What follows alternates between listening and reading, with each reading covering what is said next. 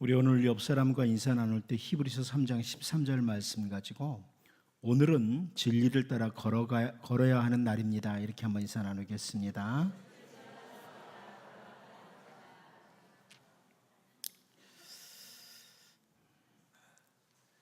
우리 주 예수님께서는 하늘에 계신 우리 아버지에 관해서 설명을 하시면서 우리가 잘 아는 말씀이 있죠. 마태복음 7장 11절을 통해서 너희가 악한 자라도 좋은 것으로 자식에게 줄 줄 알거든 하물며 하늘에 계신 너희 아버지께서 구하는 자에게 좋은 것으로 주시지 않겠느냐, 이런 표현의 말씀을 하셨습니다. 우리 하늘에 계신 아버지는 좋은 것으로 주시는 분이다. 하나님 아버지는 언제나 자녀된 우리들에게 가장 좋은 것을 주시는 분이다. 예수님의 설명입니다. 야고보도 역시 야고보서 1장 17절을 통해서 온갖 좋은 은사와 온전한 선물이 다 위로부터 빛들의 아버지께로부터 내려오나니 그는 변함도 없으시고 회전하는 그림자도 없으시니라. 우리가 또 잘 아는 말씀입니다. 하나님께서는 우리들에게 가장 좋은 것 주시기를 원하시는 분이라는 것. 하나님께서 에덴 동산이라고 하는 너무나 아름답고 좋은 삶의 자리를 아담과 하와에게 허락해 주셨습니다. 그런데 우리가 너무나 잘 알다시피 그 좋은 에덴 동산에서 이들이 넘어졌고 하나님의 눈으로 보시기에 악한 길로 걸어갔습니다. 사울에게 이스라엘의 첫 번째 왕의 자리 주셨습니다. 사울에게 이스라엘의 첫 번째 왕의 자리 주셨는데 그 은혜로 주어진 자리에서 사울이 넘어졌던 것들도 우리는 성경을 통해서 익숙하게 알고 있습니다. 이스라엘 백성들에게 또 좋은 자리 중에 하나가 제사장의 자리입니다.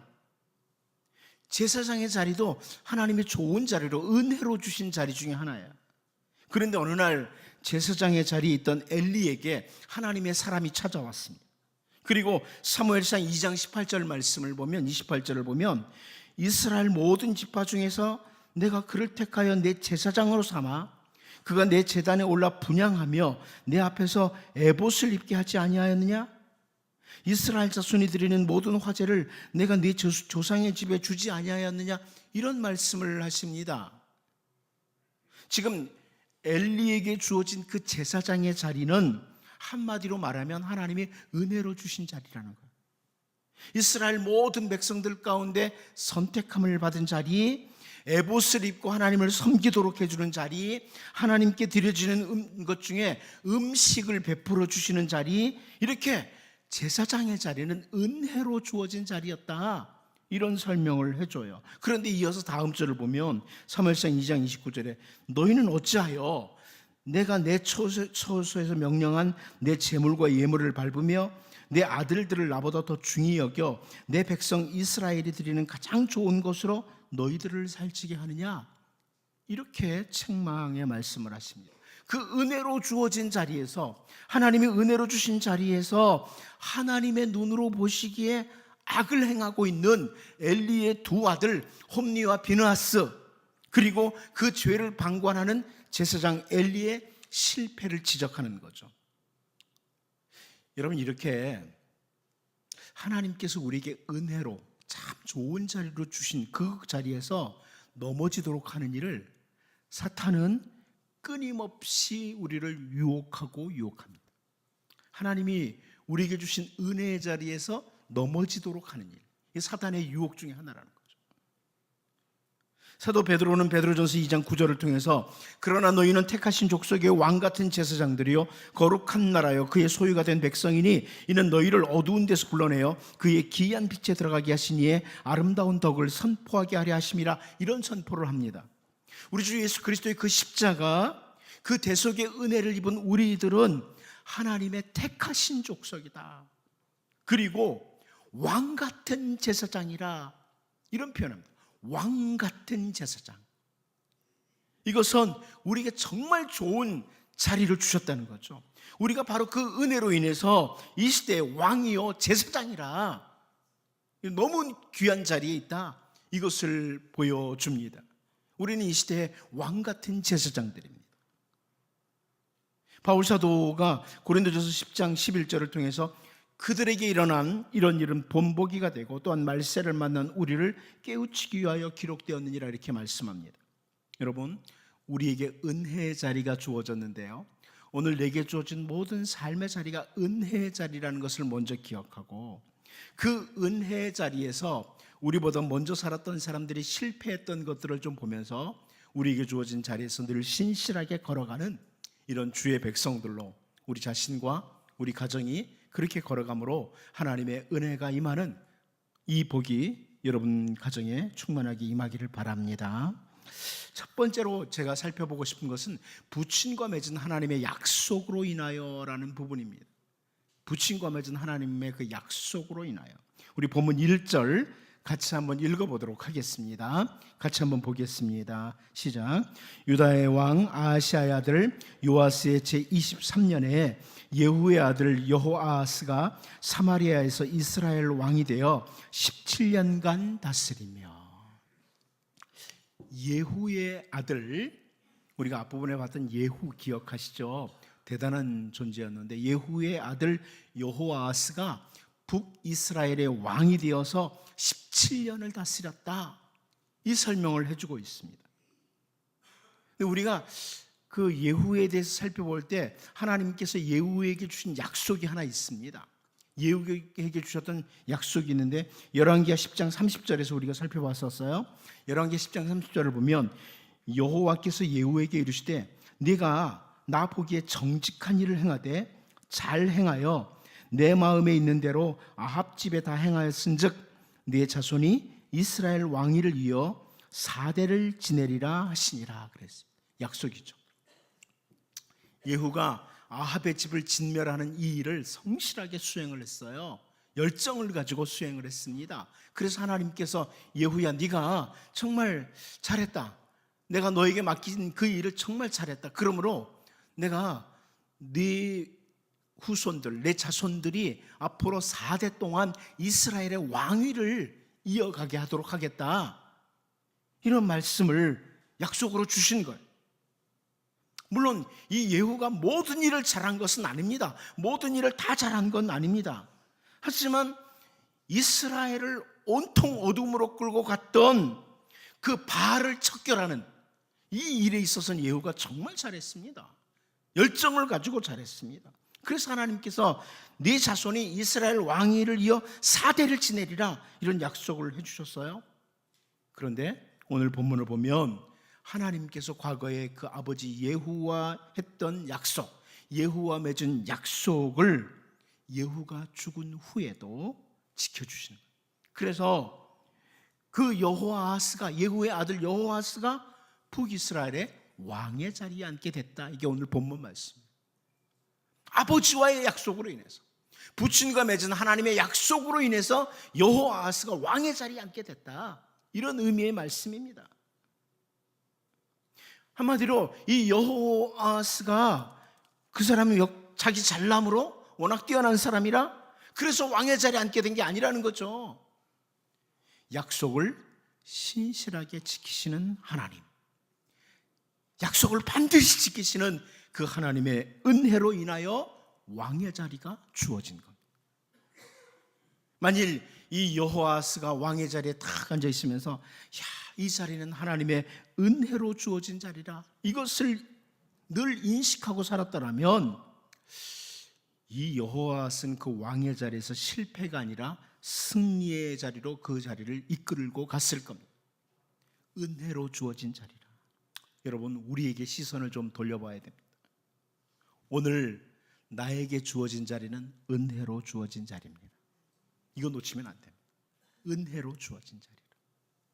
모든 자기의 삶의 자리에 대해서 불평하는 사람이죠. 나는 왜 이런 가족들을 만나서, 나는 왜 이런 자리에서 일을 하고 있어서, 나는 왜 지금 이런 친구들이 있어서, 이럴 수 있는데, 여러분, 때로는 나를 힘들게 하는 사람이 곁에 있다고 할지라도 은혜로 주어진 자리다. 하나님 뭔가 내게 기대를 가지고 주신 자리다. 은혜로 주어진 자리다. 이거 놓치지 말기를 바랍니다. 욥기 1장 21절에서 이런 표현한 거 여러분 잘 알죠. 이르되 내가 모태에서 알몸으로 나왔사온즉 또한 알몸이 그리로 돌아가올지라. 주신 이도 여호와시요 거두신 이도 여호와시오니 여호와의 이름이 찬송을 받으실지니이다. 여러분 이거 언제 고백한지 아시죠? 그동안 욥에게 주어졌던 모든 것들이 다 막 하나씩 날아가기 시작할 때, 그때 지금까지 나에게 줬던 모든 것들 은혜였다, 이렇게 고백하는 거예요. 나는 빈손으로 나왔습니다. 알몸으로 나왔습니다. 그런데 여기까지 오도록 한 것도 하나님의 은혜였습니다. 이런 고백을 하는 거예요. 다윗도 시편 16편 6절을 통해서 이렇게 고백을 합니다. 다윗의 고백입니다. 내게 줄로 재어준 구역은 아름다운 곳에 있으며 나의 기업이 실로 아름답도다. 여러분 이 다윗의 고백이 너무 아름답습니다. 쉬운 성경 번역 볼까요? 주께서 주신 땅은 매우 좋은 곳입니다. 정말로 나는 아름다운 몫을 받았습니다. 이 다윗의 고백, 이 우리의 고백이 되어야 됩니다. 하나님, 나에게 이런 좋은 사람들 옆에 있게 해주셔서 감사합니다. 우리 가정 감사합니다. 우리 교회 감사합니다. 내게 주어진 모든 것들을 감사합니다. 가장 아름다운 몫을 받았습니다. 이런 자세입니다. 여러분 잘 알죠? 다윗 주변에 좋지 못한 사람들이 있었던 것, 그럼에도 불구하고 이런 고백을 해요. 다른 사람이 가진 것, 다른 사람의 땅, 다른 사람에게 주어진 것들만 바라보면서 불평만 하는 사람들이 세상에는 너무나 많습니다. 너무 많아요. 불평만 하고 사는 사람들이. 그래서 여러분 남의 떡이 더 커 보인다고 그렇게 말하기도 하지 않습니까? 하지만 하나님이 나에게 허락하신 것이 가장 적절하고 가장 좋은 것이다, 이 자세는 은혜를 아는 사람의 입에서 나오는 말이에요. 은혜를 아는 사람, 내게 주신 것이 가장 좋습니다. 하나님께서 나를 나보다 더 잘 아시기에, 때로는 나를 훈련시키기 위해서, 때로는 나에게 감사하도록 하기 위해서 현재 이 가정, 이 교회, 이 삶의 자리를 주셨습니다. 이런 자세죠. 한마디로 우리에게 주어진 모든 것은 은혜로 주어진 것을 기억하고 늘 인식할 때 우리에게 주어진 자리에서 신실하게 승리의 자리로 끌고 갈 수 있습니다.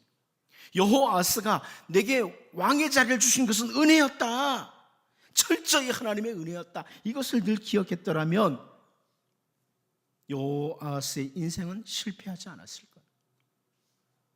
아버지 예후와 맺은 약속을 하나님께서 지켜주심으로 아들 여호아스에게 왕의 자리에 주신 오늘 본문 말씀을 보면서 우리들도 우리에게 주어진 자리가 철저하게 하나님의 은혜로 주어졌다. 하나님, 오늘이 하나님의 은혜입니다. 이것 인식하고 신실하게 우리에게 주어진 자리에서 살아감으로 우리의 모든 삶을 승리의 길로 이끌고 가는 복 있는 주의 백성들로 살 수 있기를 바랍니다.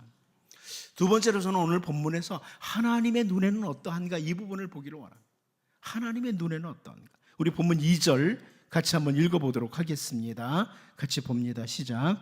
여호와 보시기에 악을 행하여 이스라엘에게 범죄하게 한 느밧의 아들 여로보암의 죄를 따라가고 거기서 떠나지 아니하였으므로. 여러분 여기 2절 맨 앞부분에 보면 이 여호와스는 하나님의 눈으로 볼 때 악을 행했다. 여호와 보시기에 하나님의 눈에 악으로 채웠다, 이런 의미의 말씀입니다. 하나님의 눈 안에 악으로 채웠다, 여호와스가. 이렇게 표현하고 있어요. 세상에 살아가는 대부분의 사람들은 하나님의 눈보다는 사람의 눈에 관심이 더 많습니다. 하나님의 눈보다는 사람의 눈에 관심이 더 많아요.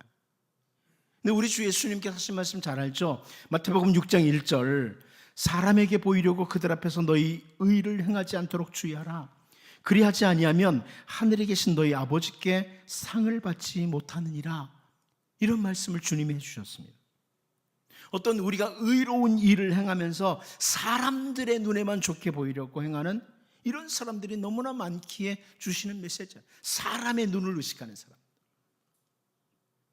심지어 마태복음 6장 5절을 보면요, 또 너희는 기도할 때 외식하는 자와 같이 하지 말라. 그들은 사람에게 보이려고 회당과 큰 거리 여기에 서서 기도하기를 좋아하느니라. 내가 진실로 너에게 이르노니 그들은 자기 상을 이미 받았느니라. 이런 말씀을 하십니다. 사람들이 기도는 하나님께 드리는 것이다. 이론적으로 다 알아요. 그렇죠? 기도 하나님께 하는 거 맞죠? 다 알아요. 그런데 기도를 하면서 사람들에게 잘 보이려고 하는 사람들이 의외로 많다는 겁니다. 이거 주님의 눈은 정확한 거죠. 사람들에게 보이려고 기도하는 경우가 많다. 참 이 목사의 입장에서 성도들을 위해서 많이 기도하잖아요. 그런데 기도하면서 정말 하나님을 쫙 바라보면서 기도하는 거 계속 다짐을 하고 하죠. 성도들의 귀에 좋게 드리려고? 이게 아니다. 정말 중요한 것은 하나님이 듣고 계신다. 이겁니다. 하나님의 시선이 아닌 사람들의 시선을 중심으로 말하고 행동하는 사람들이 참 많습니다. 그런데 우리 모든 삶을 바라보시는 하나님의 눈이 있어요. 여호와스도 하나님이 바라보시고 계셨어요. 그 선견자 하나니 유다의 그 아사 왕에게 경고를 했던 그 선견자 하나니가 역대하 16장 9절에 이런 표현을 해줍니다. 여호와의 눈은 온 땅을 두루 감찰하사 전심으로 자기에게 향하는 자들을 위하여 능력을 베푸시나니 이 일은 왕이 망령되이 행하였은즉 이후부터는 왕에게 전쟁이 있으리. 왕 앞에 선견자 하나니가 경고의 메시지를 전하는 건데요. 온 땅을 두루 감찰하시는 하나님의 눈이 있다. 이걸 선포하면서 하나님은 정확히 바라보면서 능력을 베푸시기도 하시고 징계를 내리시기도 하신다. 이런 표현을 해줍니다. 우리가 정말 하나님께 시선을 두고 하나님을 바라보고 있으면 하나님 그를 위해서 능력을 베푸시는 하나님이다. 그러나 망령되게 행하는 자에게는 징계가 임한다. 하나님 눈을 무시하고 살아가는 자에게는. 이런 우리가 하는 표현 중에 하나가 그 사람 참 믿음이 좋다, 믿음이 크다, 이런 표현을 해요. 참 믿음 좋네, 믿음이 크네. 도대체 믿음 좋은 게, 믿음 큰 게 뭡니까? 뭐 아멘 크게 하면 믿음 좋은 겁니까? 그저 맨날 기도할 때마다 믿습니다 하면 믿음 좋은 겁니까? 이런 믿음 좋은 게 뭡니까? 저는 한마디로 세상을 창조하시고 그 모든 만드신 것들을 친히 다스리시는 하나님, 그 하나님을 자기의 삶 가운데 의식하고 살아가는 사람, 하나님이 바라보고 계신다. 우리의 모든 상황 가운데 개입하시는 하나님이시다. 이걸 절대적으로 신뢰하고 기억하고 살아가는 사람이 믿음이 좋은 사람이다. 믿음이 큰 사람이다. 이렇게 설명드립니다. 믿음이 큰 사람은 뭐냐? 지금 이 순간에도 하나님 바라보고 계신다.